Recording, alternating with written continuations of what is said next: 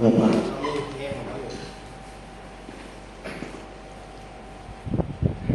ระหังสัมมาสัมพุทโธภะคะวะพุทธังภะคะวันตังอะภิวาเทมิสวากขาโตภะคะวะตาธัมโมธัมมังนัมมัสสามิสุปฏิปันโนภะคะวะโตสาวกสังโฆสังฆนามามิอะนะมะยะพุทธัสสะภะคะวะโตปุพพะกะนะภะคะโรกะโรวะเสนะโมตัสสะภะคะวะโตอะระหะโตสัมมาสัมพุทธัสสะนะโมตัสสะภะคะวะโตอะระหะโตสัมพุทธัสสะนะโมตัสสะภะคะวะโตอะระหะสัมมาสัมพุทธัสสะนมัสการทุกรูปวันนี้เราก็เข้าต่อวิชาแห่งธรรมปฏฐะอัตถกถาปฐมูภาโคครั้งที่แล้วก็ได้ไปอันนี้ก็อ่านต่อเลยพอผมอ่านก็แกนจำไปเลยนะจำได้เท่าไหร่ก็แล้วนะดูหน้าต่อจากเมื่อวานเลยนะหน้าที่นาทาสาวัตถิยังสัตตา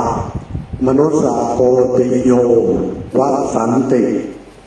เตสุสัตถุธรรมกถังสุตวาปัญจโกติมัตตามนุสสาอริยสาวกากาตาพระเว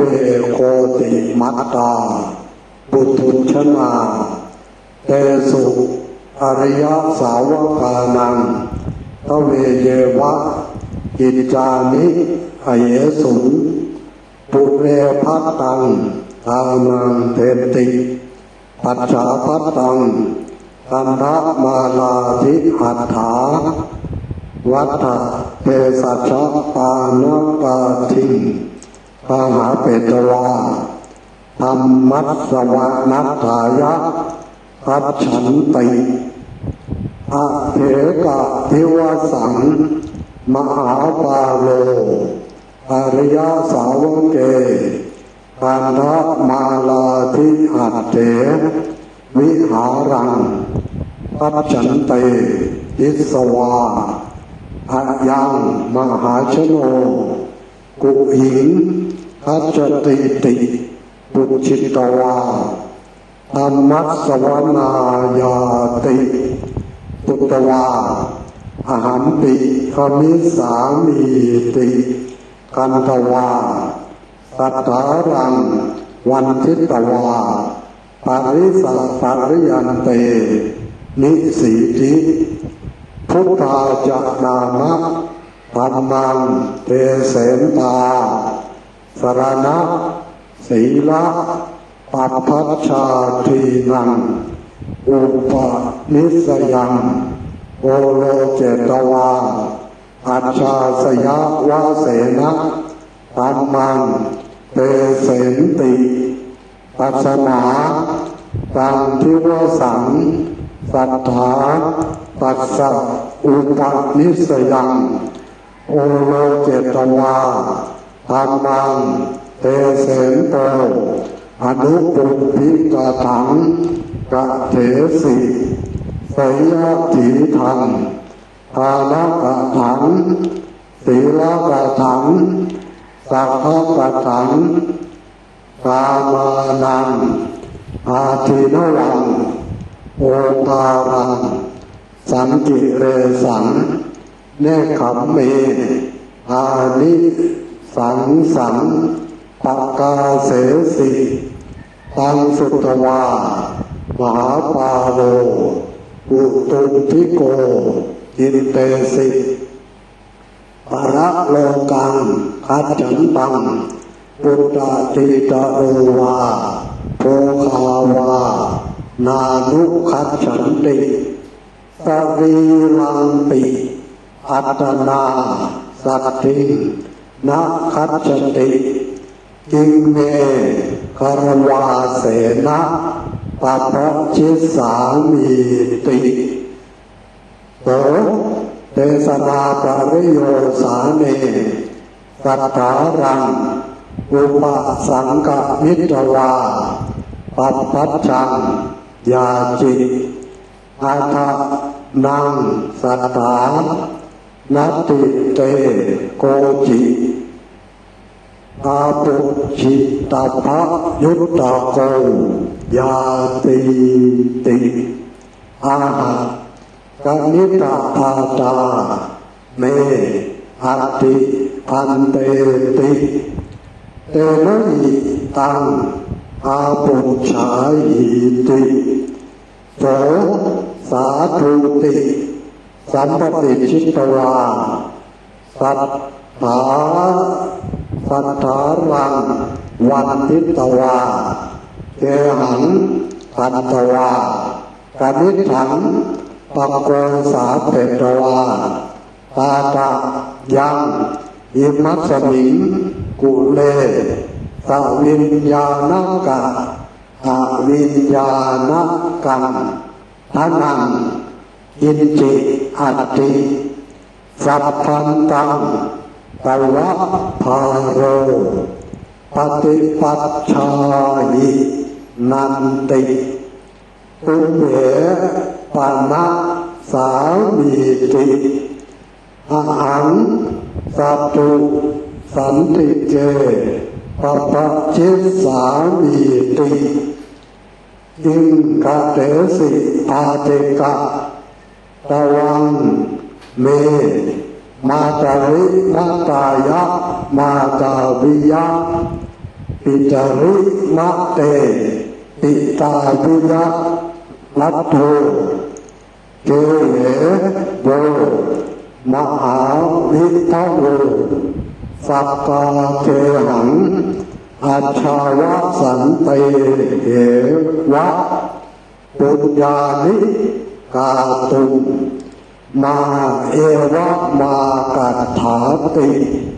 ตาตะมยาสัตตุธรรมเทศนาสุตาสัทธาราหิ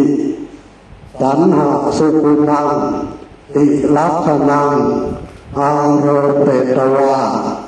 อาทิมัชฌะปริโยสานะกัลยาณธรรมโมเตสิโตนะสักกาโสอาคาระมัชเชตุเรตุ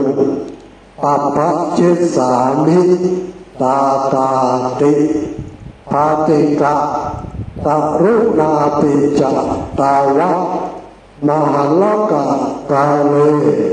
ปัปปะชิสถาติตาตะมาลปัสสะหิอัตโนอัตตปาทาปิอนัสสวาโหตินะวะเสวัตตันติจิมังคังปนะยาตกาสวาหังตวะวัจนังนักกะโรมิสมณปฏิปัติปุเรสามิชราชัชริตาโหติอัตตปาทาอนัสสวายัสสะโสวิหาตถาโมกถังธรรมังจริสติปัปพะชิสาเมวาหังตาตาติตัสสะวิระวันตัสเสวะสัตถุสันติกังคันตวาปัปพะชังยาจิตวารัฐปัปปชูปะสัมปโทอ อาจาริยุปัจชายานปัจชายานังสันติเกปัญจวัสสานิวสิตวาวุฒวัสโสปวาเรตวาสัทธารังอุปสังกมิตวาวันทิตวาปุชิพันเตอิมัสมิงสาสเนตติทุราลีติกันดาทุรังวิปัสสนาทุรันติทเวเยวะทุรานิภิกขุติตตมังปนะพันเตทันตทุรังตตมังวิปัสสนาทุรันติอัตโนปัญญานุรูเปนะเอกังวาทะเววานิกายเยสกลังวาปนะเตปิตกังพุทธวจนังอุคันดิตวาปัสสะทารนังกัทานังวาจานังติอิทังกันตทุรังนามะสัลลหุกะมุตติโนปานะปันตะเสนาสนาภิระตัสสะอัตตะภาเวทยวะยังปัตตะเปตวาสาตัจจะกิริยาวะเสนะวิปัสสนังวัฏเทตวาอรหัตตะอหันนันติอิทังวิปัสสนาทุรังนามาติพันเตอหังมาลกะกาเลปัพชิโตพันตทุรังปุเรตุนะสัจจิสามิวิปัสสนาทุรังปนะปุเรสามิกัมมัฏฐานังเมกเตถาติอาทัสสะสัทธายาวะอรหัตตากัมมัฏฐานังกเถสิโสสัทธารังวันทิตวาอัตนาสาคามิโนภิกขุปาริเยสันโตตัตถิภิกขุละพิตวาเตหิสัตตินิคมิตวาวิสะโยชนะสัตตมัคคังอันตวาเอกังมหันตังปัจจันตะคามังปัตตวาตัทธะสัตตริวาโรปินทายะปาวิสิอันนี้เราดูบาลีแบบบาลีเลยนะจำแบบสับบาลีพยายามจำแปลไม่ได้ก็1-2แปลมาแล้วเรียบร้อยเราก็พยายามจำศัพท์ให้มันได้ศัพท์มันก็จะมีพวกศัพท์พวงแล้วก็ศัพท์ยากศัพท์พวงศัพท์ยากต้องเขาเรียกว่ามุขะปาฐะคือทุกท่องให้มันท่องปาก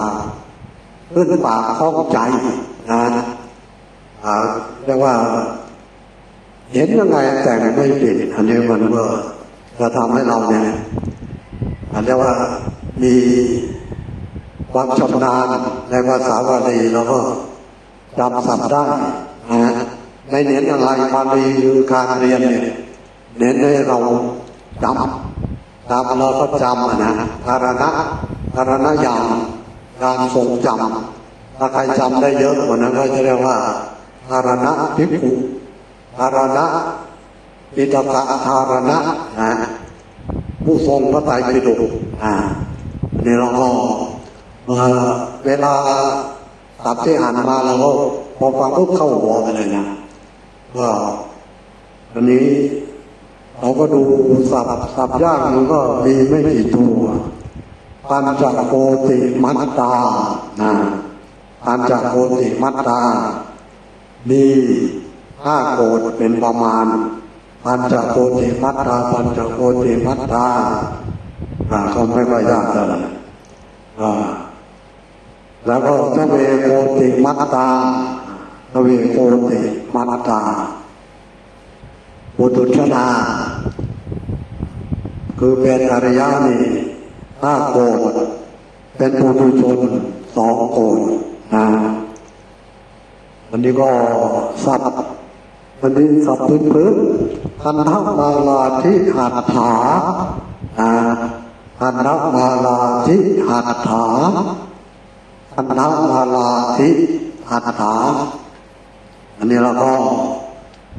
ต้องจำนะอันนะอันของหอมนะคันธะคันธมาลาธิ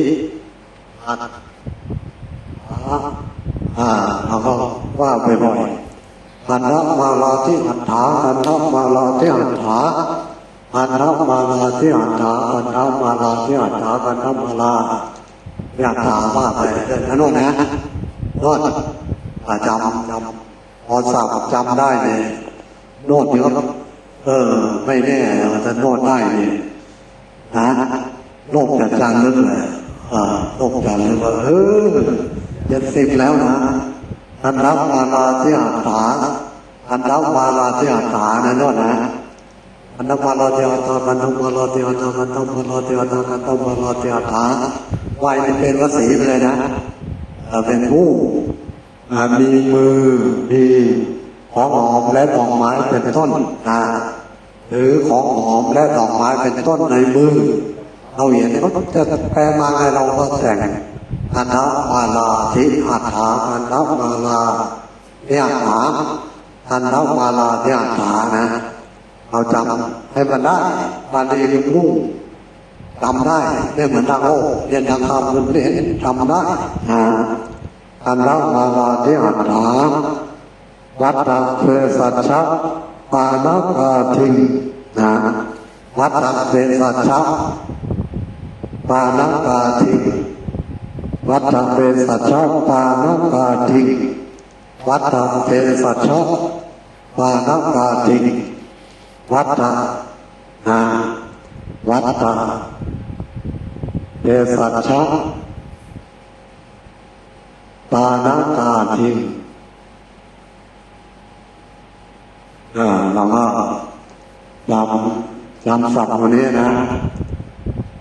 ถ้าเราดูรอบเดียวมันไม่จำบาลีมันไม่ใช่ภาษาเรานะเราเป็นภาษาไม่ใช่ภาษาอินเป็นภาษาพระพุทธเจ้าทำไมพระพุทธเจ้าต้องสอนเป็นภาษาบาลีเพราะว่าภาษาบาลีเป็นภาษาซึ่งรักษาไว้ซึ่งคำสอนของพระพุทธเจ้าวัฏฏะเภสัชชะปานกาทิถือเอาแล้วซึ่งผ้าเภสัชและน้ำดื่มเป็นต้นผ้าเภสัชและน้ำดื่มเป็นต้นวัฏฏะผ้าเภสัชชะยาปานกาทิเราถ้าได้สับวัฏฏะเภสัชชะปานกาทิงเหตุวันนี้มันอยู่ที่ย้ำบ่อยๆนะว่าสมองก็พอๆกันแต่ว่าใครดูย้ำดูบ่อยนะดูบ่อยย้ำ4 รอบ 5 รอบเดี๋ยวมันก็จำได้พอจำได้ไม่ยากวัฏฏะเภสัชชะปานกาทิงวัฏฏะเภสัชชะปานกาทิงกาเปตวาธรรมสวรนัตถายะพัชนตินี่ธรรมสวรนัตถายะเจอบ่อยเมื่อวานก็เจอธรรมสวรนัตถังแล้วก็ย่อหน้าต่อมาเราก็ดูสับยากอันนี้ก็ดูธรรมสวรนายาตินะธรรมสวรนัตถังก็ได้นะธรรมสวรนายะก็ได้ธรรมสวนาธรรมสวรนัตถายะก็ได้ ถ้าได้หมดแต่ว่าเราก็เอาแบบไว้ก่อนนะเราจะดูใครตรงแบบเราจะเพิ่งไปแต่งนอกแบบเพราะว่าประโยคสี่ก็ทำตามเขาไปก่อนเราเพิ่งไปแต่งเขาเห็นนี่จำได้เราก็ให้อันต่อมาก็สรณะศีลปัปพัชชาทีนังสรณะศีลปัปพัชชาทีนังสรณะศีลปัปพัชชาทีนังสรณะศีลปัปพัชชาทีนังสรณะศีลปัปพัชชาทีนังนะปัปพัชชาทีนังนี่เจอบ่อยนะสรณะศีลปัปพัชชาทีนังสรณะศีลปัปพัชชาทีนังเอาว่าถ้าเราเนี่ยเขาว่าในบ้านน้ำปากปัปพัชชาอันนี้ว่าดีเนี่ยเดี๋ยวว่าเราคือความหวังทั้งปวงนะที่แล้วก็ใหม่ร่วงหมดเลยนะเจ้าปีนี้มันต้องแก้ถ้าเราจำได้ขนาดนี้นะเราไม่มีอะไรจะให้สอบแล้วนะได้หมดได้สอบหมดสรณะศีลปัปพัชชาทีนังสรณะศีลปัปพัชชาทีนังสรณะศีลปัปพัชชาทีนังแล้วก็อัจฉาสยวะเสนะอัจฉาสยวะเสนะอัจฉาสยวะเสนะแล้วก็ไปตรงนี้ก็เป็นอนุปุพิกถังอันนี้ก็ง่ายอนุปุพีกถังนะพีกถังพีนะไม่ใช่พีนะอนุปุพีกถังแล้วก็จะมีตรงนี้สัพพวงนะสัพพวงทานกะถังสีลกะถังสักขะกะถังกามานังนะกามานังอาทินวังโอการังสังเกเดสังตัวนี้ต้องจำสัพพวงตัวนี้อาทินวังโอการังสังเกเดสังอาทินวังโทษแห่งกามในโอการังการกระทำต่ำสังเกตสังความเศร้าหมองนะพวกกามก็มีโทษมีการกระทำต่ำได้สะดือไปนะก็เรียกต่ำสังเกตสังก็ให้ใจเศร้าหมองถ้าใจเป็นจิตในกามใจมันจะเศร้าหมองนะถ้าเรารู้เราก็จะเนคขมเมอานิสังได้เราก็จะยินดีนะในเนคขมะรู้อานิสงส์เนคขมะพ้นจากกามมันก็เป็นสุขดีนะไม่ต้องสนองต่ออะไรไม่ต้องเบียดเบียนใครนะใจก็สงบดีอาทินวังโอการังสังกิเลสังนอกเห็นไหมไอ้นอกถ้ารอบอาทินวังโอการังสังกิเลสังอาทินวังโอการังสังกิเลสังนะอาทินวัง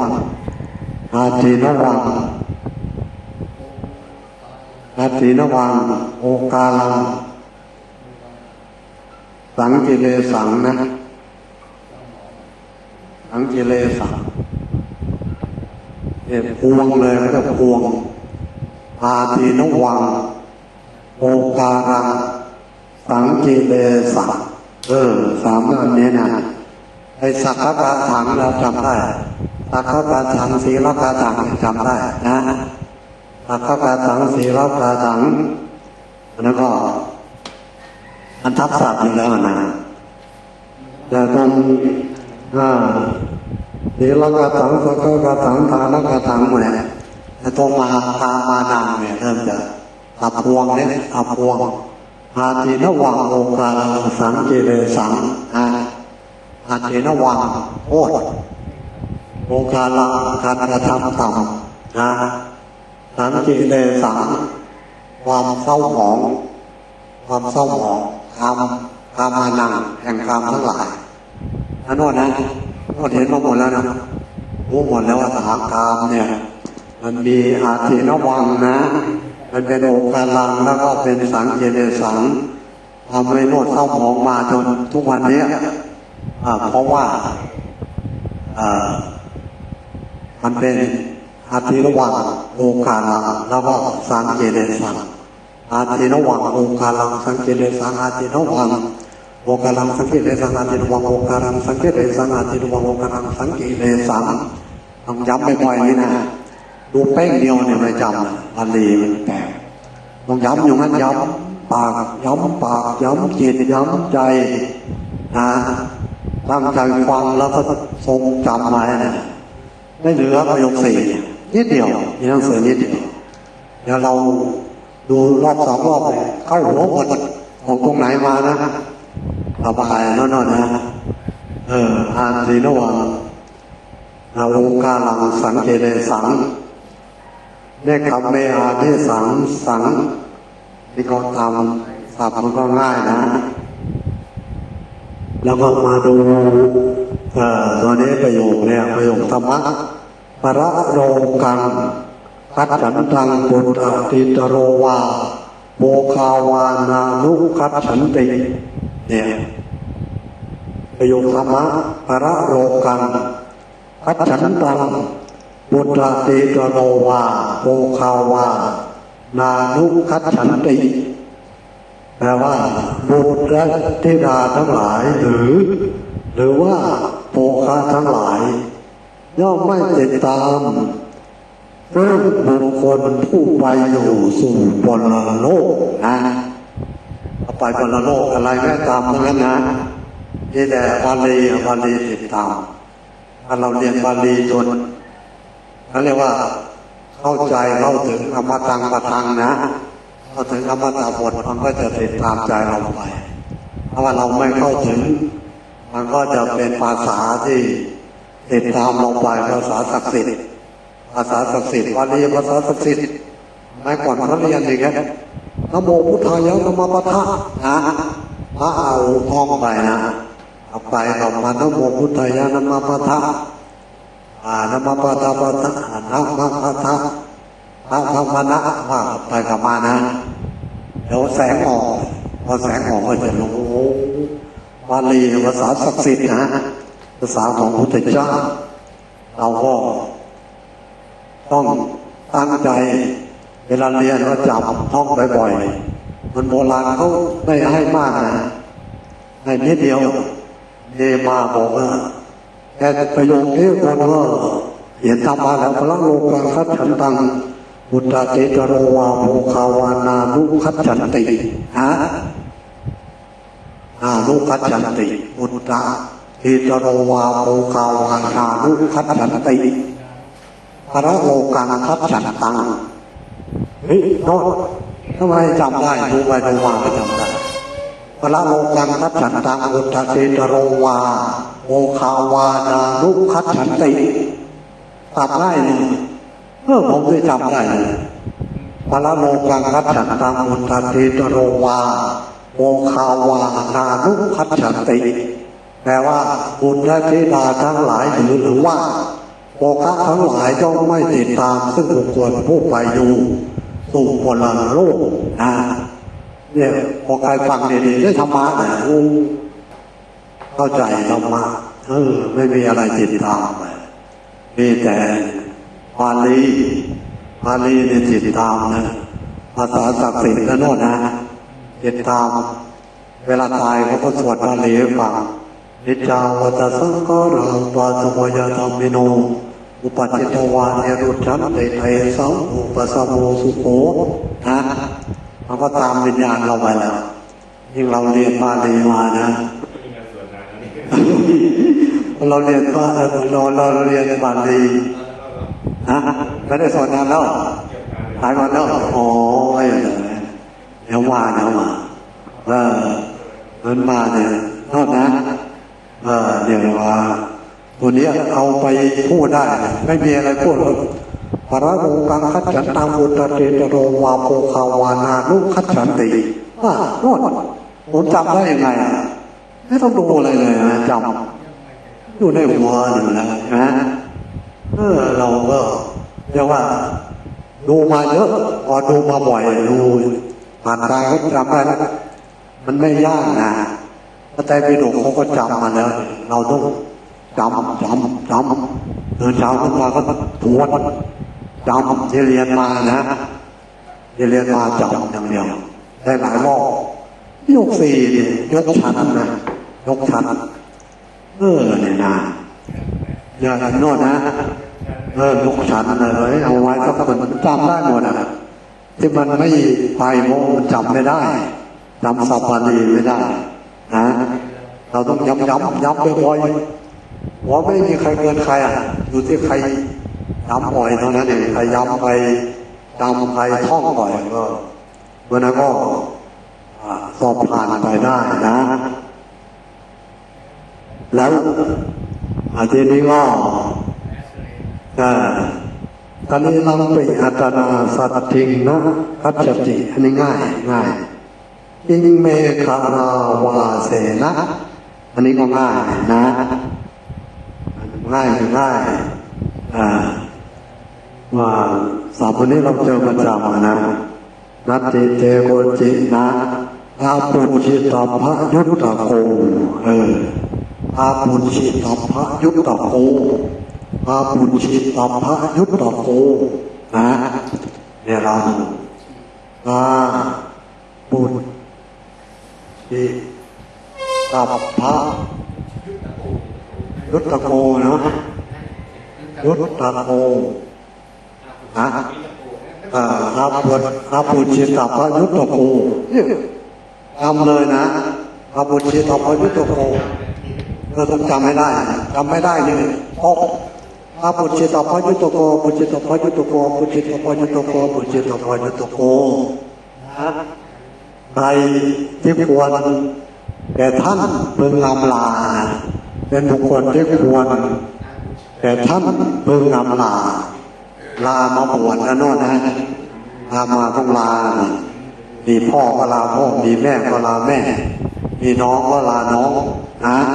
อาปุชิตพะยุตตะโกอาปุชิตพะยุตตะโกปุชิตพะยุตตะโกปุชิตพะยุตตะโกเนี่ยยาวหน่อยคำนี้นะต่อมาก็ประโยคนี้ก็การนิตาพาตาน้องก็เจอบ่อยการนิตาพาตาอันนี้ง่ายทำง่ายเราเจอบ่อยเราก็ถ้าเจอบ่อยๆมันก็จะง่ายแต่เนื้ออีอันนี้ง่ายสาธุนี่ง่ายนะก็มาหังกันตวาการนิถังมันง่ายนะพอโกสาเปตวาง่ายเจอบ่อยตาตะยังอิมัสมิงกุเลสวิญญาณกาวิญญาณกังวันนี้สวิญญาณกาวิญญาณกังสวิญญาณกาวิญญาณกังสวิญญาณกาวิญญาณกังนะสวิญญาณกาวิญญาณกังสัพวิญญาณกาวิญญาณกังนักกังนะสัพวิญญาณกาวิญญาณกังสัพวิญญาณกาวิญญาณกังสัพวิญญาวิญญาวิญญาณกานะกาวิญญาณกังวิญญาณนะสัพวิญญาณกาวิญญาณกังสัพวิญญาณกาวิญญาณกังนะเราก็ต้องดูศัพท์พวกนี้มันไม่ยากเพราะว่าเรื่องนี้สัพวิญญาณกาวิญญาณกัง แต่วิญญาณกะกับอวิญญาณกะก็เป็นสัพวิญญาณกาวิญญาณกังสายมันนะสัพวิญญาณกังวิญญาณกังวิญญาณกาวิญญาณกังเราจำได้ไหมเนี่ยเราต้องจำแบบนี้ครับจำที่เราไม่อยากจำมันสัพวิญญาณกังวิญญาณกังสัพวิญญาณกังอวิญญาณกังอวิญญาณกังอวิญญาณกังสัพวิญญาณกังวิญญาณกังมันทั้งสองศัพท์นะอวิญญาณกังทรัพย์ที่มีวิญญาณสัตว์บุคคลพวกนี้นะอวิญญาณกังทรัพย์ที่ไม่มีวิญญาณก็เป็นพวกส่วนให้นามพวกนี้อวิญญาณกังอวิญญาณกาอวิญญาณกังอวิญญาณกาวิญญาณกังอันนี้มันสั่งได้เพราะมันยาวสัพพันตังตวะพาโลอันนี้ง่ายตวะพาโลภาระของท่านเถระสัพพาโลภาระของพระเถระตวะพาโลภาระของท่านนายของพาโลภาระของเราใช่ไหมกันนี้ตัสัพพาโลภาระของน้องชายอาติกาสัพพาโลภาระของพี่ชายได้หมดนะปฏิปัติชาหินางท่านจงปฏิบัติซึ่งทัพนั้นก็ให้รักษาให้ตอนนี้ก็จะสัพพะที่ปัติชาหินะปฏิปัติชาหินันติปฏิปัติชาหินันติกงเอกนะสามีตินายก็ท่านเล่าครับแม่อันนี้ก็มังสัตตุสันตุเจพระพุทธสามิยิ่งกระเทเสวาติกาอันนี้ง่ายนะตรังเวมาตาริมาตายะมาตาวิยะมาตาริมาตายะมาตาวิยะมาตาริมาตายะมาตาวิยะนะมาตาริมาตายะมาตาวิยะมาตาริมาตายะมาตาวิยะ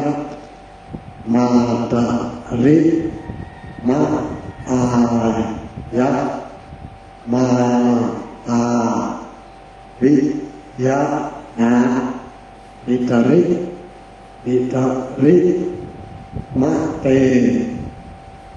วิตาวิยะนี่เปลี่ยนแค่ลิงนะนี่อิทธิลิงอันนี้ปุงลิงถ้าใครเข้าใจมันก็สับเหมือนกันมาตาริมาตายะมาตาวิยะปิตาริมะเตปิตาวิยะเมื่อมารดาตายก็เป็นเหมือนมารดาเมื่อบิดาตายก็เป็นเหมือนบิดารัตโธ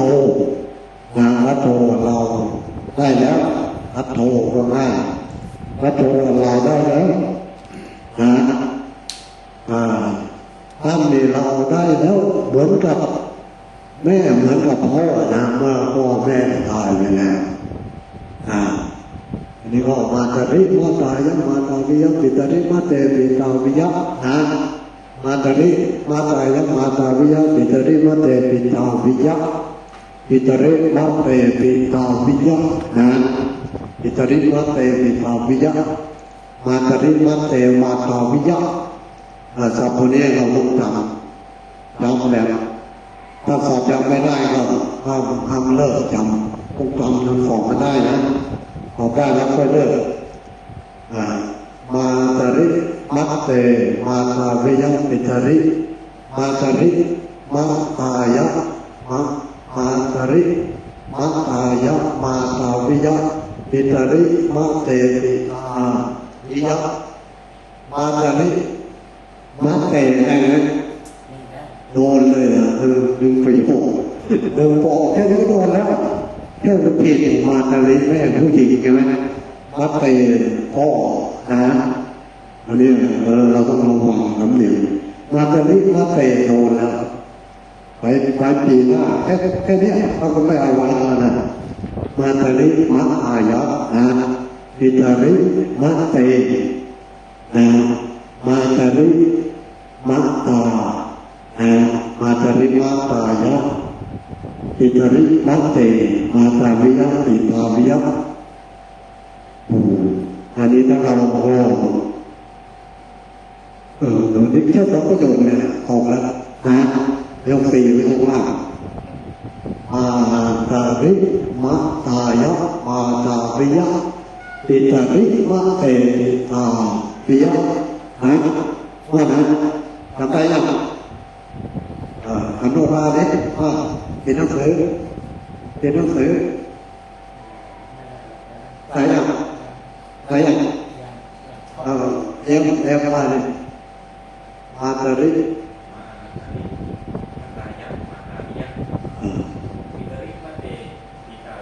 สามโมกทำ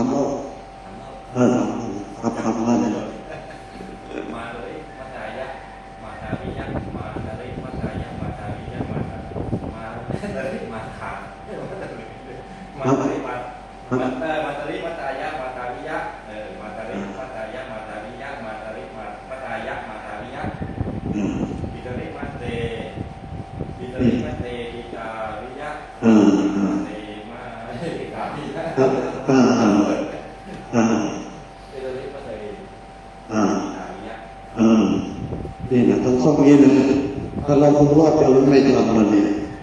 วันนี้มันแปลกมากผมย้ำก็ย้ำไม่ไหวไม่เหลือไม่มีอะไรให้จำเลยนะครับมาตาริ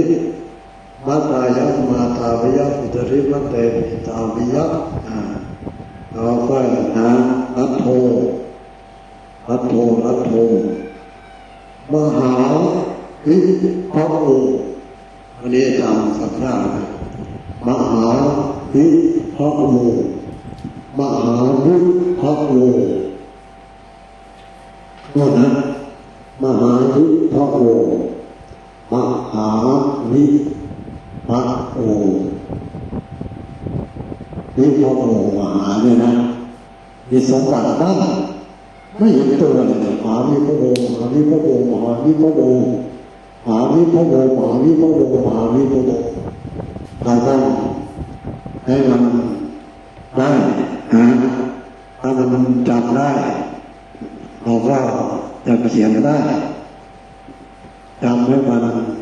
วิภะโลวิภาวะนะวิภาวะตัณหาตัวเดียวกันนะวิภาวะตัณหามหาวิภาวะตัณหา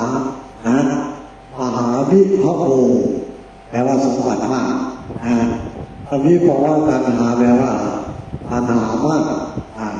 ตัณหาปราศจากภพอะไรนั่นน่ะแต่ว่ามหาวิภะโลแปลว่าสมบัติมากเพราะนั้นตั้งแต่ต่างกันเนี่ยปริบทต่างเนี่ยความหมายว่าต่างมหาวิภะโลมหาวิภะโลมหาวิภะโลก็จำไปเรื่อยๆจำไปบาลีเห็นจำนะเห็นใครจำดีอารณญาณดีคนนั้นก็สอบได้ผมจำอย่างเดียวนะไอเดียเนี่ยไม่ส่งจำเลยนะจำกระดูกเป็นผงไม่หลงไม่ลืมนะจำกระดูกเป็นผงอย่าหลงอย่าลืมไปต่อไปก็มาดูเรื่องสักกานะเรื่องสักกาเกหังอัจฉาวสันเตเอวะปุญญานิกาตุ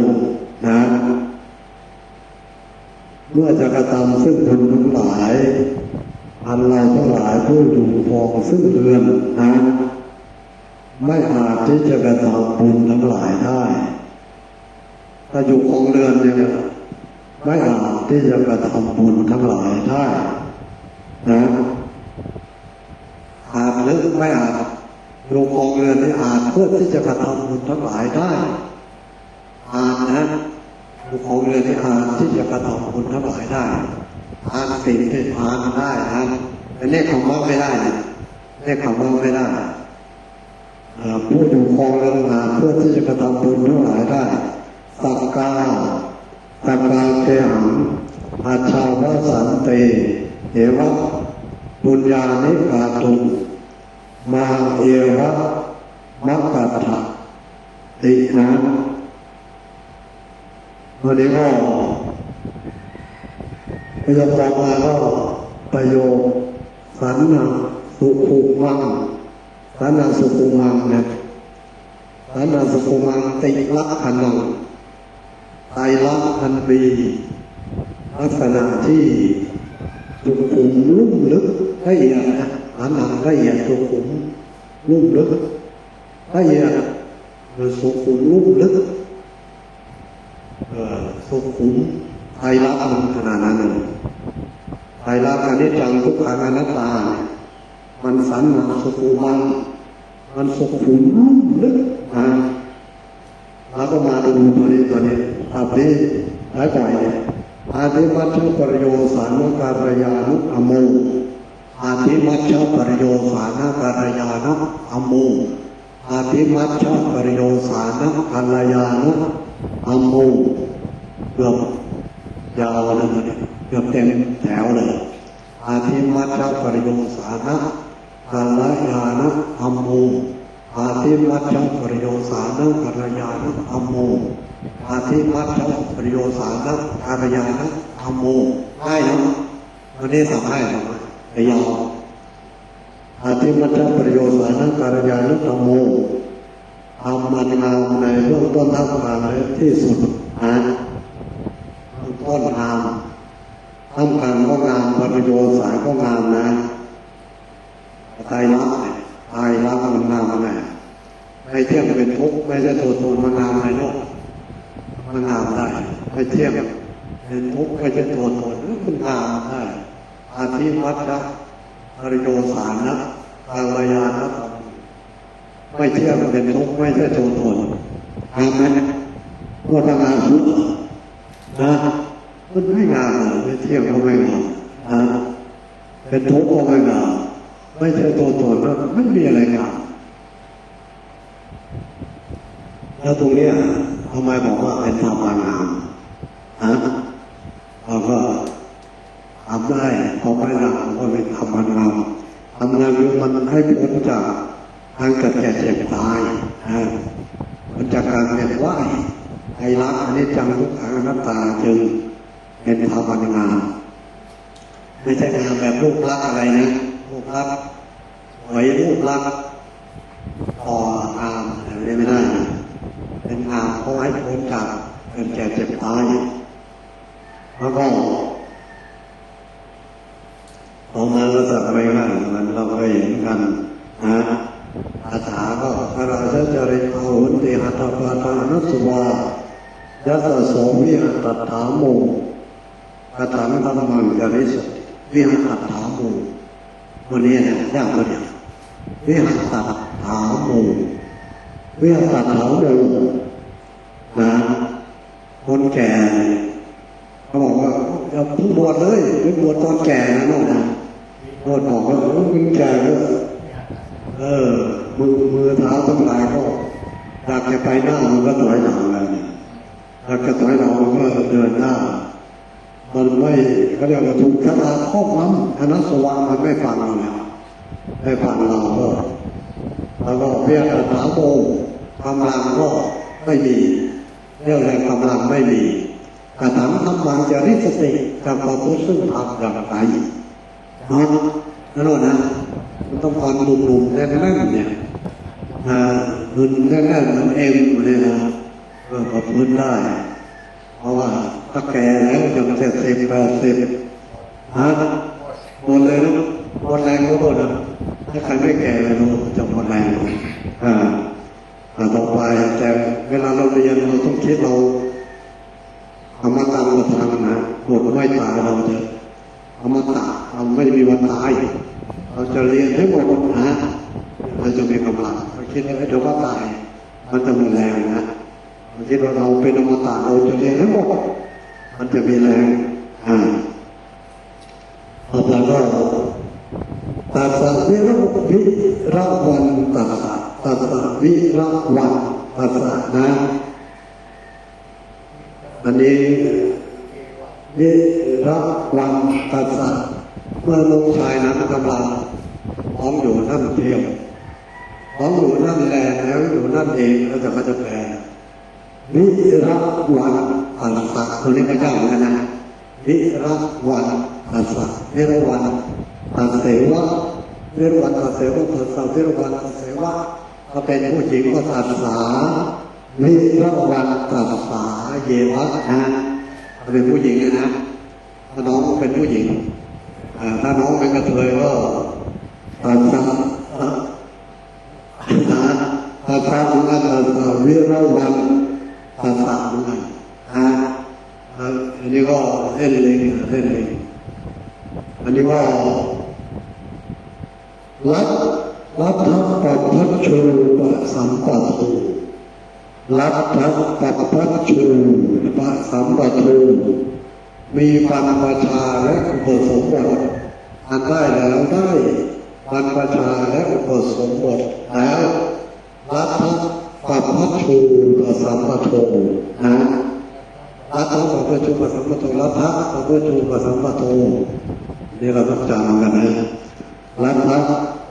ปัปพัชชูปสัมปัตตุรัฐปัปพัชชูปสัมปัตตุรัฐปัปพัชชูปสัมปัตตุรัฐปัปพัชชูปสัมปัตตุรัฐปัปพัชชูปสัมปัตตุรัฐปัปพัชชูปสัมปัตตุรัฐปัปพัชชูปสัมปัตตุรัฐปัปพัชชูปสัมปัตตุนะรัฐปัปพัชชูปสัมปัตตุนะรัฐปัปพัชชูปสัมปัตตุผู้มีบรรพชาและอุปสมบทอันได้แล้วหรือผู้ได้บรรพชาอุปสมบทแล้วรัฐปัปพัชชูปสัมปัตตุรัฐปัปพัชชูปสัมปัตตุรัฐปัปพัชชูปสัมปัตตุรัฐปัปพัชชูปสัมปัตตุแล้วก็ไปบ่อยวันนี้ต้องว่าบ่อยเหมือนมนต์นะมัน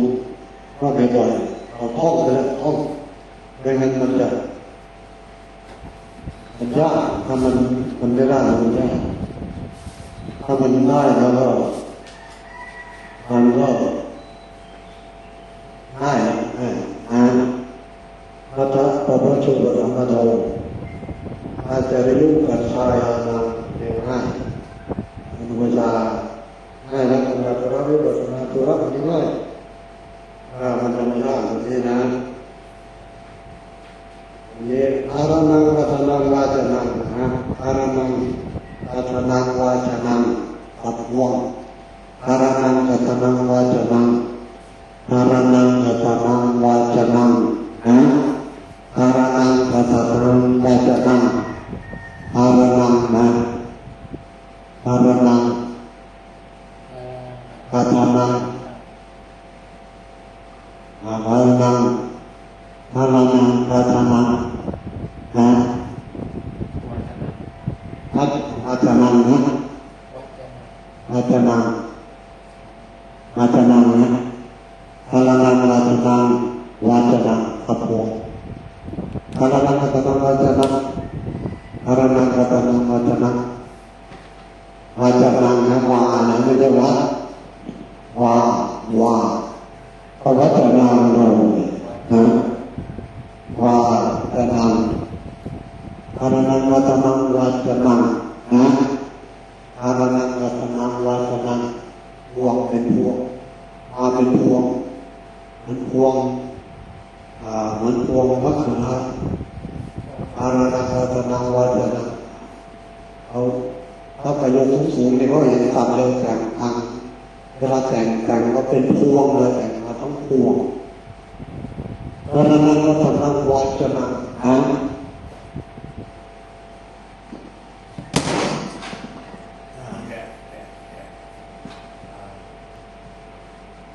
นนี้ไปก็ฟังมาศาสนาแต่ลำโพงเนี่ยก็ที่พนมแกสมัยอย่างพวกเรานี้นะ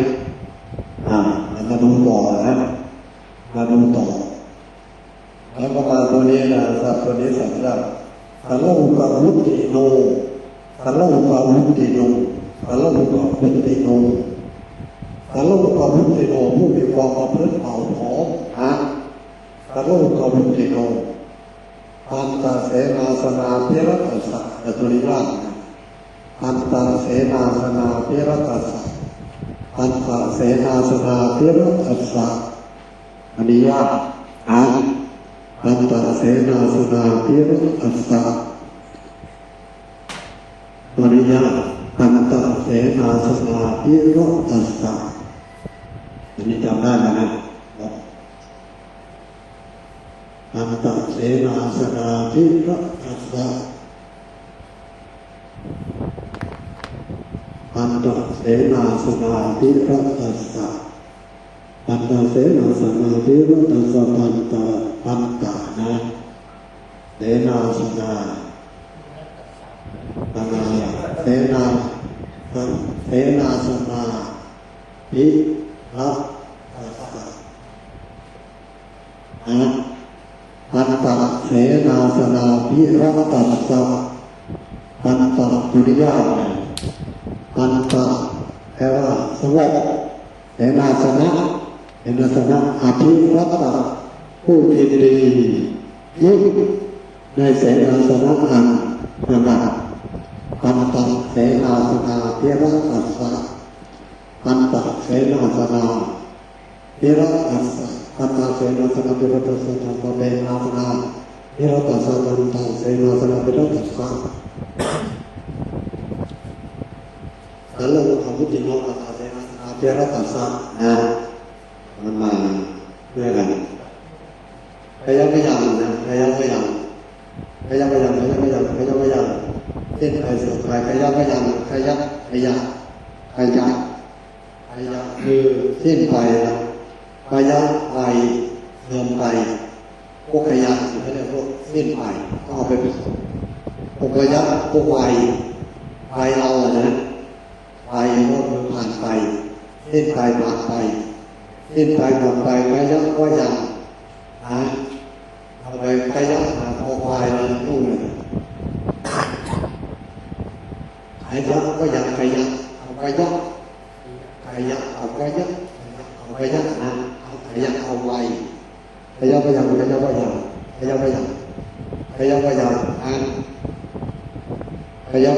ัดทับเป็นตะวา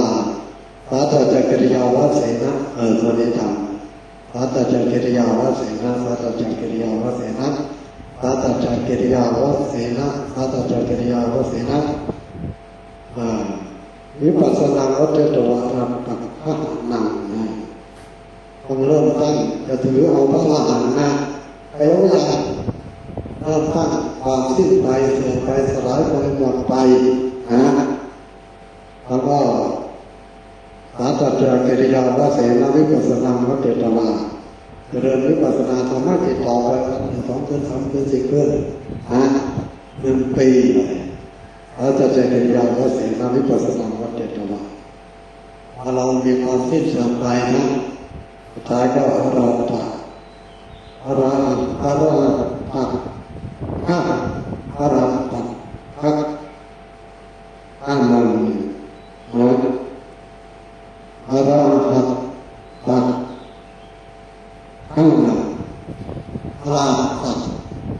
อานันต์หรือเอาพระอรหันต์หลับตัดแล้วก็มาบอกสิ้นคิดแล้วเนี่ยไอ้น้องหลานเนี่ยชาวบ้านก็ตื่นเลยโอ้โหสิ้นคิดสงสัยอรหันต์แน่นะ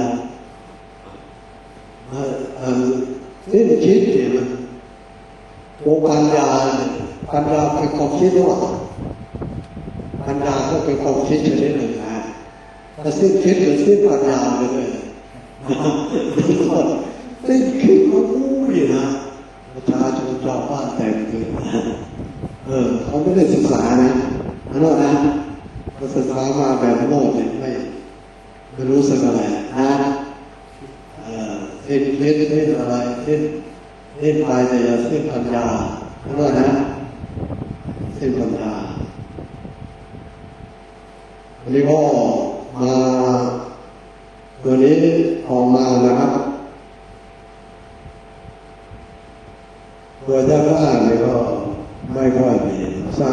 มิโน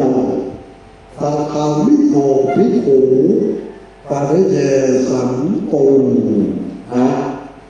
สังฆามิโนภิกขุผู้ไปร่วมกันสังฆามิโนภิกขุปริเยสันตุสังฆามิโนภิกขุปริเยสันตุสังฆามิโนภิกขุปริเยสันตุนะสังฆามิโนภิกขุปริเยสันตุสังฆามิโนภิกขุปริเยสันตุแสวงหาภิกษุผู้ใดด้วยกันพัฒนาเพื่อจบสัตถิภิกขุนะสัตถิภิกขุถ้าเราซื้อภิกษุ60นะแต่อีกสัตถินี่ก็มิตรว่าออกไปแล้วกับด้วยภิกษุนะเวสะโยชนะสตัมมัคคังคันตวาเวสะโยชนะสตัมมัคคังเวสะโยชนะสตัมมัคคังเวสะโยชนะสตัมมัคคังวิสโยชนะสตัมมัคคังวิสโยชนะสตัมมัคคังวิสโยชนะสตัมมัคคังไปแล้วที่หนทางที่หนทางกี่ยอดนะไปแล้วที่หนทาง120ลูก120ลูกหนึ่งโยก16 กิโลนะ1 โยก16 กิโล100 โยกนี่ก็1,600 นะ1,600 1,600ไปแล้วก็เติมไปอีก20 โยกแล้วก็รวม 2,000 นะแล้ว 2,000 กิโลแล้ว 2,000 กิโลก็เดินไปหาที่สงบแล้วนอกนั้นก็เจอว่าสงบที่สุดแล้วอยู่องค์เดียวไม่มีใครทบแล้วก็นะสงบที่สุดแล้วนะมีสัตว์โยชนะสตามัคคังมีไก่120 โลที่ไหนได้ก็คือห้องเราเองนะนอกนั้นห้องเราเองมีสมุทรสาครเอกาหันตังปัจจันตคามังกัจจวาอาตาสัพพะริบาโรวิลารัตถาวิสินี่สามารถทำให้นะโดยมาก็โดยญาติมีสัตว์โยชนะสตามัคคังนะมีสัตว์โยชนะสตามัคคังหรือยังมีสัตว์โยชนะสตามัคคังนั่นนะเนี่ยเราต้องดูบ่อยๆซ้ำบ่อยๆนำซ้ำบ่อยๆวันนี้ก็เราก็จะหยุดเสาร์อาทิตย์วันพักนะ3 วันถ้าวันพักตรงเสาร์อาทิตย์ก็อนุโลมวันโกนที่บอกทำปัญหาวันจันทร์เนี่ยวันโกนแล้วเราปัญหาที่ทำปัญหาวิชาการวิชาการเลยที่เราออกไปที่เราดูมาเนี่ยลองเขียนดูอะไรเยอะลองดูแต่ก่อนเราที่จะสอบเนี่ยเราดูได้กี่ใบวิชาการมากสุดต้องไปดูอีกทีหน้างานความขยันต้องไปดูความขยันตอนเราเรียนได้กี่ใบ2 ใบ 3 ใบปีนึงเราต้องได้5 ใบแล้วนะมันต้องปีเนี่ยเหมือนยกน้ำหนัก1 เดือนแรกก็มันต้องไปดูความขยันนะเดือนแรกยกได้50 โลเดือนที่2ก็60 โลไม่ใช่เดือนแรก50 เดือนที่2หันไป20 โลไม่ได้นะมันมากขึ้นนะมันก็เรียกว่าฝึกให้เรามากขึ้นจนทำดูยังไงมันก็ชัดเจนพอไปถึงประโยคสูงนะประโยค9เนี่ยนะไอ้วันละ30 ใบแต่วันละ30 ใบไม่งั้นไม่จบตรงๆก็แต่ว่า30มัน30,000นะเราเป็น30 ใบนะเราต้องดูวันละ30 ใบไม่งั้นไม่ทันแต่ก็30 ใบแต่ก็30 ใบคือมันเพิ่มเราจากนี้แหละคนใหม่ๆ4แล้วก็1 ใบ 2 ใบ 3 ใบ 4 ใบนะเราก็เพิ่มไปเรื่อยเพื่อทำให้เราเนี่ย ความจำขยายเรื่อยเหมือนพระอาทิตย์นะตอนแรกมันเป็นกระดาษปัญหาเดี๋ยวหัวเข้ามาเนาะ จะใช้สมุดกระดาษ สมุดอยู่เพราะว่าพอเป็นสมุดเนี่ยมันจะ สมุด โป่งคืนง่ายๆแล้วก็ทำเล่มเดิมนะเล่มเดิม สมุดใหญ่ สมุดเล่มใหญ่ๆเพราะจากการมา ตั้งไว้เลย หนึ่งสองสามสี่แล้วก็เปิดนี่สำนักเรียนเพราะแล้วก็เราก็คุ้นเคยนะแล้วไอ้วิชาแปลเดี๋ยวเดือนนี้เราเรียนทำไปกันนั้นหน้าก็ได้มา วิชาแปล วิชาแปลหน้า จะได้มันมา คนละเดือนเลยนะเดือนนี้กลับเดือนหน้าแปล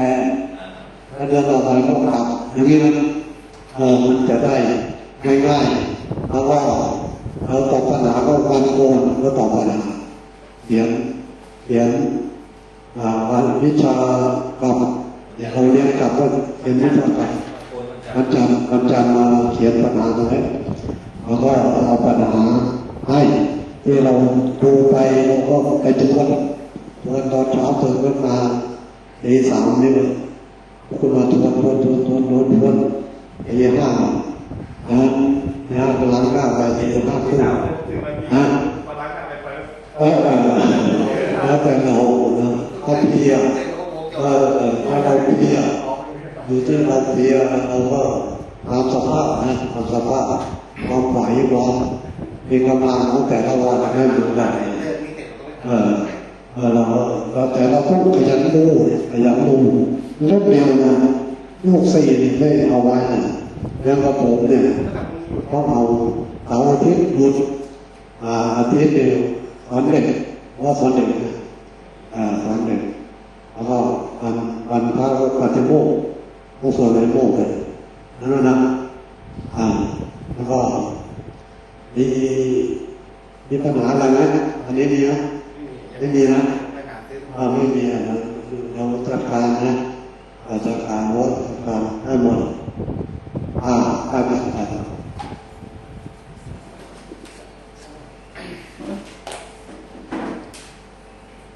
อะระหังสัมมาสัมพุทโธภะคะวะพุทธังภะคะวันตังอะภิวาเทมิสวากขาโตภะคะวะตาธัมโมธัมมังนัมมัสสามิสุปฏิปันโนภะคะวะโตสาวกสังโฆ